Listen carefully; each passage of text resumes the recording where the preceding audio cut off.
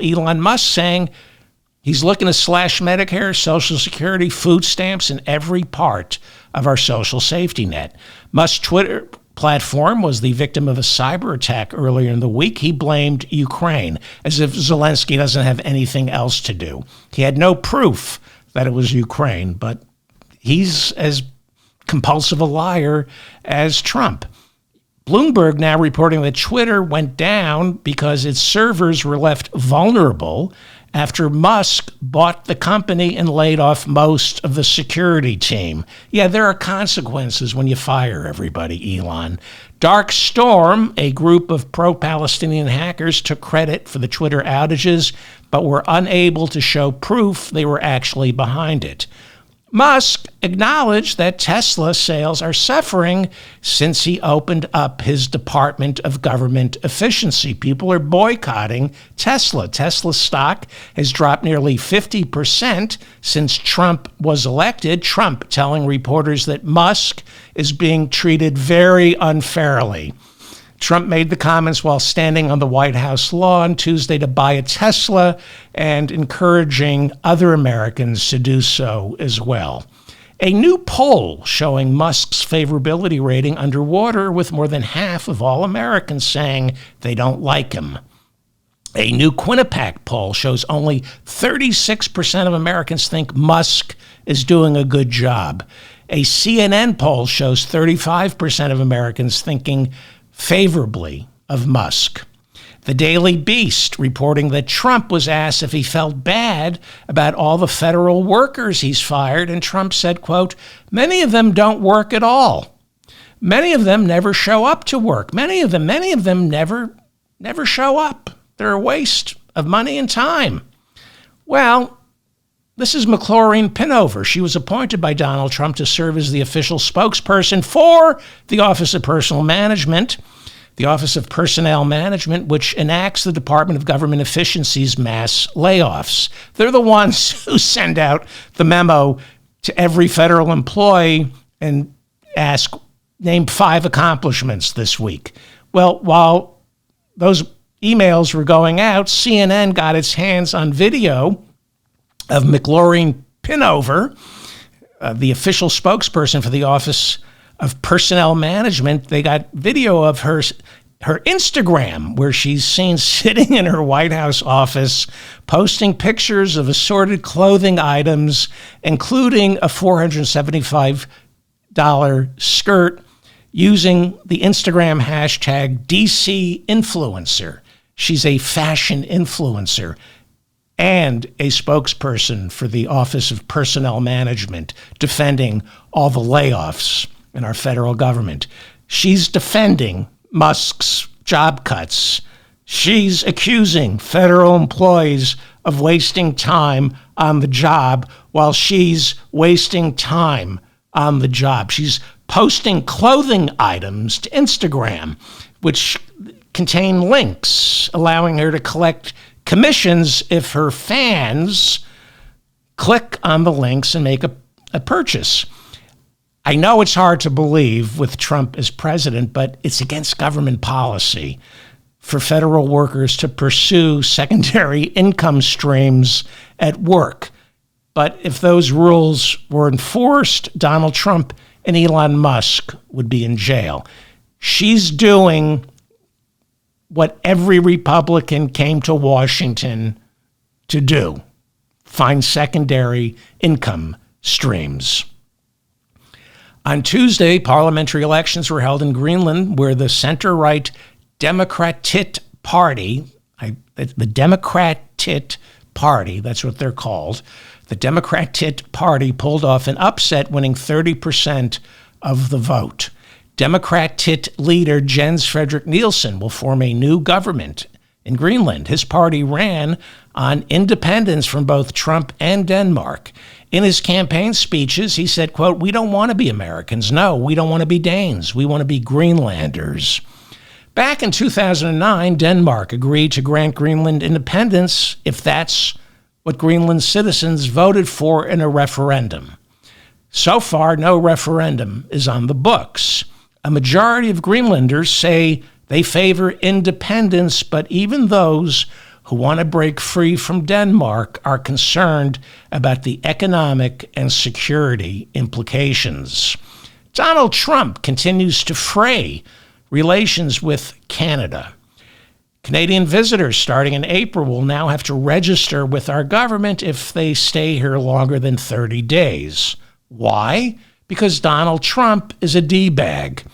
On Sunday, Canada's Liberal Party elected central banker Mark Carney as their new leader, thereby making him the country's interim prime minister. He will be sworn in on Friday. This after Prime Minister Justin Trudeau stepped down as party leader.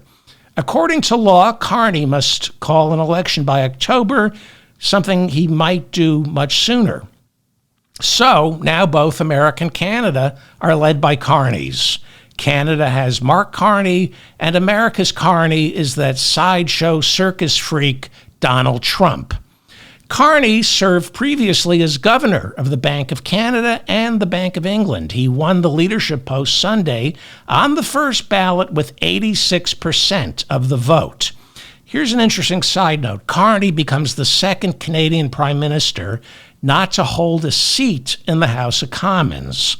In a parliamentary system, we always assume party leaders who become prime minister rise out of the House of Commons. That's usually how it goes. Carney is a rare exception. Technically, he is an unelected prime minister, kind of like Elon Musk. It means he cannot participate in parliamentary debate and must watch the proceedings from the gallery. I don't know if he can do question period. Maybe he can heckle from the cheap seats. I don't know how that works.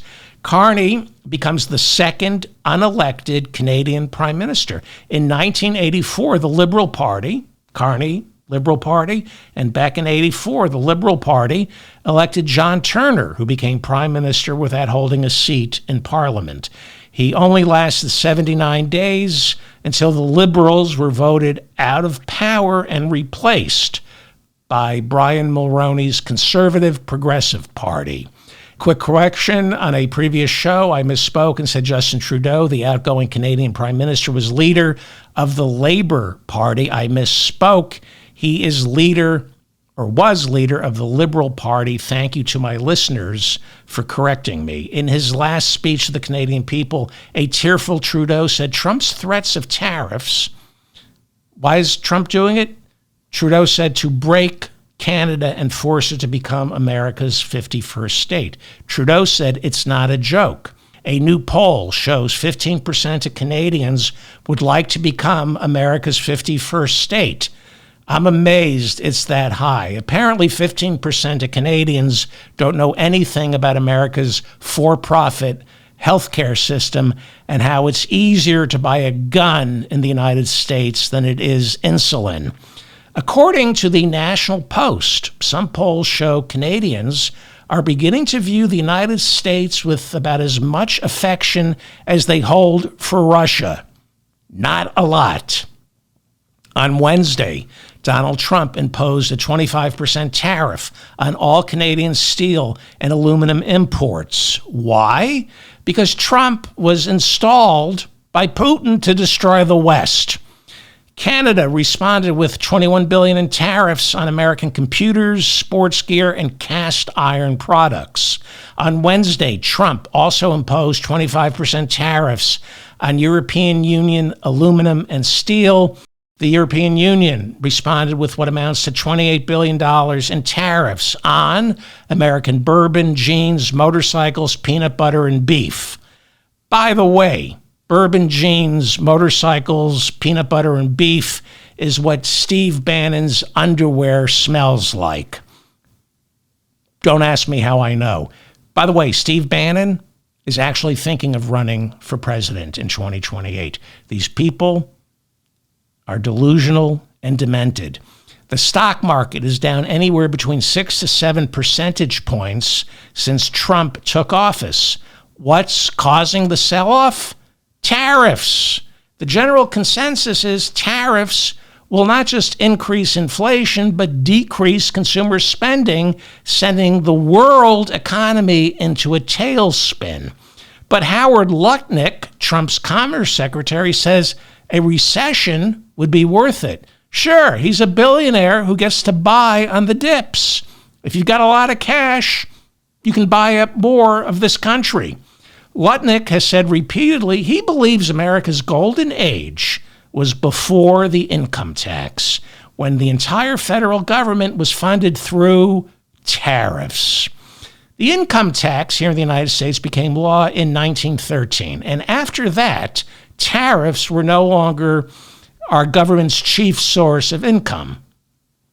According to Lutnick, everything turned to crap with the income tax. He has said repeatedly that we need to return America back to before the income tax. He wants to reclaim the golden age of America. And when exactly was that? Right before McKinley was shot to death. That would be 1901, when McKinley was still president. Trump also says the same thing. He and Lutnick, their favorite president is William McKinley. Why? Because when McKinley was president, there was no income tax, only tariffs. There was also no Food and Drug Administration, no Federal Trade Commission, no Pure Food and Drug Act, no Meat Inspection Act, no Clayton Antitrust Act, no laws forbidding child labor. Yeah, the good old days when the average life expectancy for a white man was 46 years. In 1901, white men lived to be 46, black men lived to be 32. The good old days. That's where Lutnick, Trump, Project 2025 want to take us. When they say make America great again, this is what they're talking about, which is why I'm not sure a government shutdown is such a good idea. These Republicans are moral and mental defectives who probably would do everything they can not to open the government back up and lower our life expectancy to 32 years. Well, what started out as a measles outbreak in western Texas has spread to New Mexico, and now New York and California are reporting new cases of the measles, a disease we wiped out 25 years ago. We wiped it out. But thanks to people like Bobby Kennedy, the anti-vaxxers, it's back. 223 cases now in Texas with 29 hospitalized. One unvaccinated child died in Texas. 33 cases in New Mexico with one unvaccinated adult male now dead from the measles. But our new head of Health and Human Services, Bobby Kennedy Jr., last week telling Fox News, no, poor nutrition was responsible for that unvaccinated child in Texas dying from the measles. That's what our new head of Health and Human Services, Bobby Kennedy, said. Quote, it's exceedingly difficult for measles to kill a healthy individual. Yeah, healthy people don't die. So blame the victim, right? That's what they did with COVID. Only unhealthy people die from COVID. That's how it works. Unhealthy people die, not healthy people.